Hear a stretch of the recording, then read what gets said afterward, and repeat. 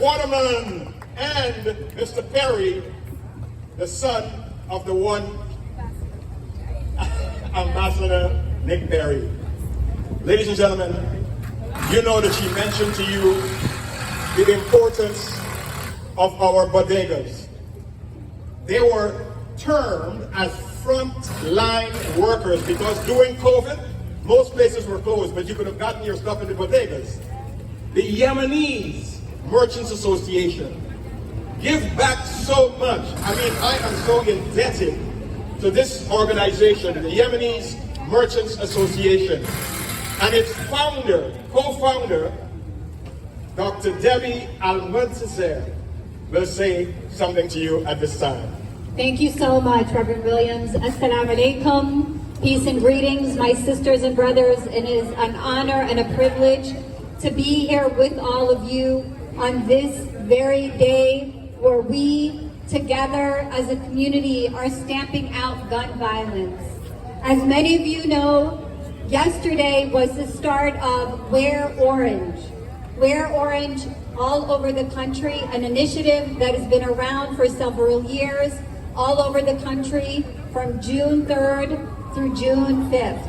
And today we are marking it as a community right here in the heart of Brooklyn. The heart of Brooklyn where so many communities from every ethnic, racial, and religious background live. We live in a place that we call a village where we share resources, where we share the common things that make us human.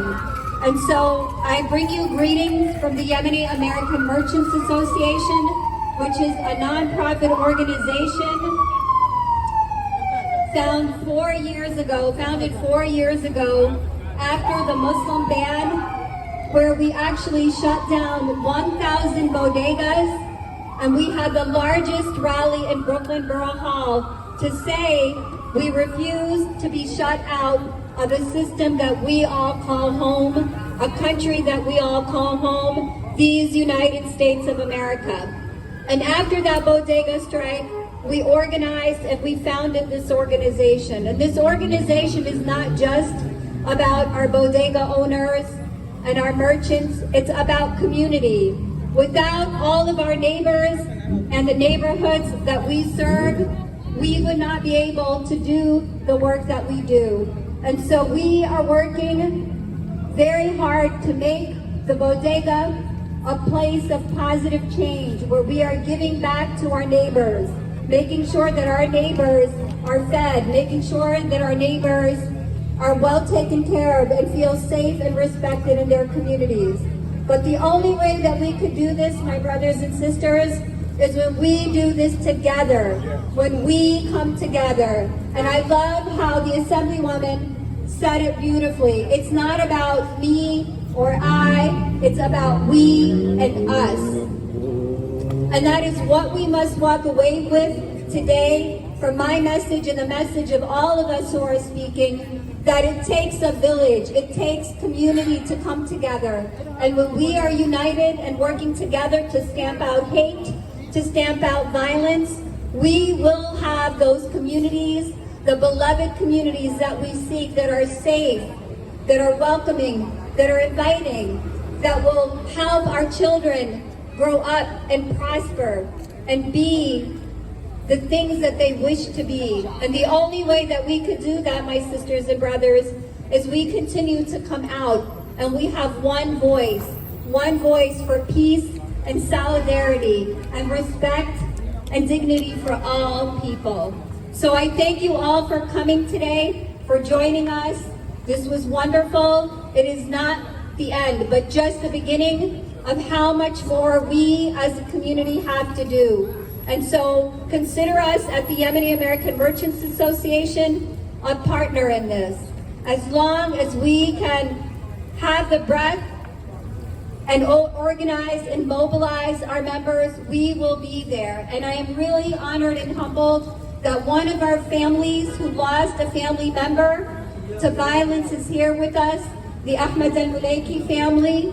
Hussein is here giving out shirts, giving out posters. They came all the way from Harlem because, again, this is a national event that we have been a part of. And we wanted to make sure that we uplift and amplify all of the people that have been affected by violence. So one thing I want you all to do is look at the wall behind you. On the wall behind you, we have posters that say, "I wear orange for." I know each and every one of you knows at least one person who's been lost to gun violence or some type of violence. So we have a marker. We're going to give it out to people, and we want you to write down the name of that person that you know in your community that you lost to gun violence or violence in general. Let us amplify their names. Let us celebrate in this moment their memory and make a commitment to them that we will continue to come out day in and day out in solidarity to create safe, harmonious communities. We just gave out the markers. Please put down the name of somebody that was lost to gun violence or violence in general. And so I want to thank you all for coming. And again, we will see you soon.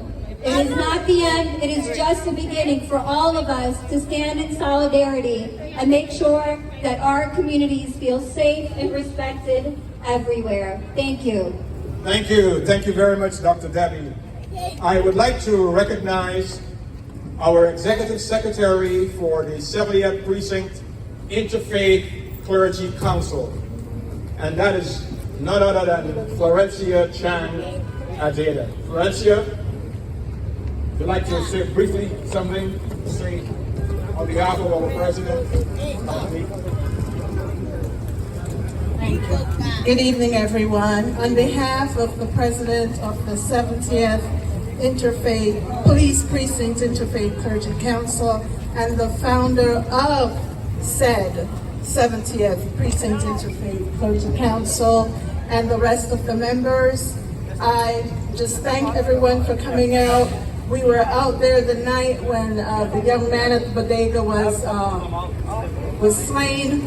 We've been out there when our brown and black brothers and sisters have been. Kate Lewin is one of them, the 12-year-old baby boy, and so many others.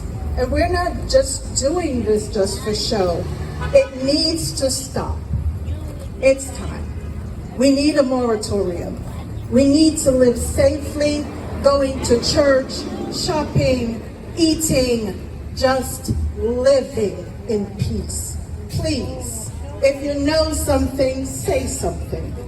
Do something and save a life. It just might be your own. All right, and we'll call on our 67th Precinct Clergy Council, one of our official members, and a stalwart in the Flatbush community to give us our closing remarks and prayer. Okay.